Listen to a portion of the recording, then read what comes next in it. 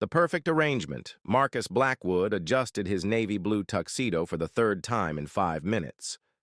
The crystal chandeliers of the Grand Metropolitan Hotel cast warm light across the elegant ballroom, where Manhattan's elite mingled with champagne glasses and carefully practiced smiles. Tonight was the charity gala he had been dreading for weeks. The problem wasn't the event itself. As CEO of Blackwood Industries, Marcus attended dozens of these gatherings each year. The problem was her. Victoria Sterling, his ex-fiancée, would be here tonight with her new husband, the tech mogul she had left him for 6 months ago. Marcus ran his hand through his dark hair, remembering Victoria's parting words. "You never had time for love, Marcus. Only business." The accusation still stung, perhaps because it held more truth than he cared to admit. "Nervous?" a soft voice asked beside him. He turned to see Emma Chen, his hired companion for the evening. She looked stunning in her midnight blue off-shoulder gown, her long blonde hair cascading in perfect waves. The elegant pearl earrings caught the light as she smiled up at him with genuine warmth. Emma was an actress between roles, someone his assistant had found through a reputable agency. The arrangement was simple. She would pose as his girlfriend for the evening, help him save face in front of Victoria, and they would part ways afterward. No complications, no emotions, just business. "Not nervous," Marcus replied, offering his arm. "Just focused." As they entered the main ballroom, Marcus felt the familiar weight of dozens of eyes upon him. Conversations paused momentarily as people took notice of the mysterious woman on his arm. Emma handled the attention with natural grace, her smile never wavering. "Tell me about the painting," Emma said softly, nodding toward the auction display. Her voice was calm, unhurried, as if they had all the time in the world. Marcus found himself genuinely responding. "It's a Monet, from his Water Lily series. I've always been drawn to the way he captures light on water, the way something so simple can become so beautiful." Emma's eyes lit up with interest.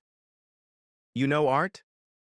"My mother was a painter," he said, surprised by his own honesty. "She taught me to see beauty in unexpected places." For the next hour, they moved through the crowd together. Emma asked thoughtful questions about the charity, listened intently to his explanations about the children's hospital they were supporting, and somehow made him forget this was all pretend. Then he saw her. Victoria stood near the bar, radiant, in white silk, her new husband's arm wrapped possessively around her waist.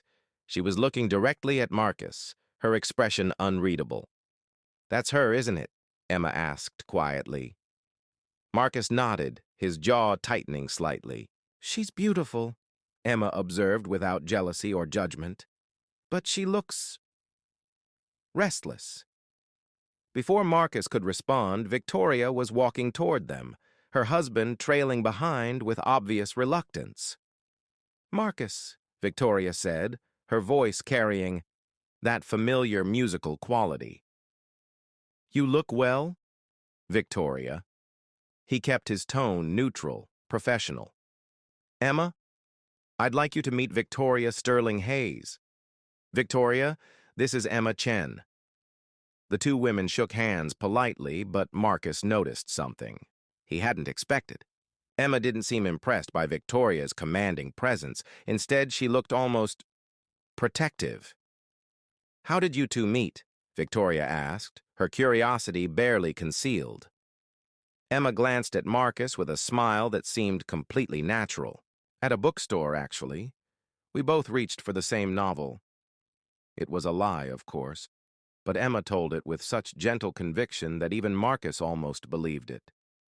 "How romantic," Victoria said, though her tone suggested otherwise. "Marcus was never much of a reader when we were together." "People change," Emma replied simply. "Sometimes we just need the right motivation to discover new parts of ourselves." The conversation continued for a few more minutes, but Marcus found himself watching Emma rather than Victoria. the woman he had hired to pretend to care about him, was defending him with quiet dignity, treating Victoria with respect while making it clear that Marcus was valued and appreciated. When Victoria and her husband finally moved away, Marcus felt an unexpected sense of relief. "You didn't have to do that," he said to Emma as they walked toward the terrace for some air. "Do what? Defend me? Stand up for me like that?" Emma paused at the railing, looking out over the city lights. The evening breeze stirred her hair gently. "Maybe I wasn't just defending you for the arrangement," she said quietly. Marcus felt something shift inside his chest. "What do you mean?" "I mean that watching you tonight, seeing how you talk about your mother's art, how genuinely you care about this charity, how patient you are with people even when you're uncomfortable. I'm starting to think Victoria was wrong about you." "Wrong how?" Emma turned to face him, her expression serious but kind.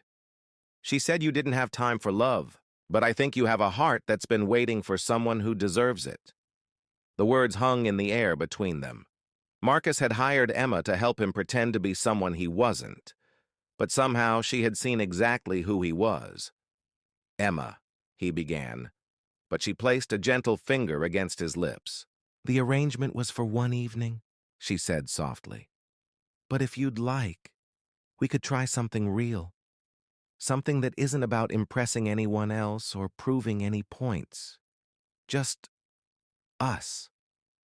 Marcus looked into her eyes and realized that somewhere, between the bookstore lie and her quiet defense of his character, he had stopped thinking about Victoria entirely. Emma had done something no amount of business success ever could. She had made him feel truly seen. "I'd like that very much," he said, his voice rough with emotion. As they stood together on the terrace, the city sparkling below them, Marcus understood that sometimes the best things in life came when you stopped looking for them.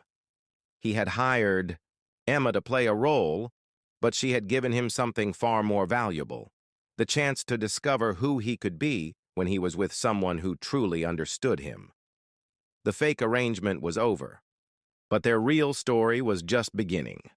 Inside the ballroom, the music played on, but Marcus and Emma remained on the terrace, talking quietly about books and art and dreams, building something genuine from what had started as pure pretense.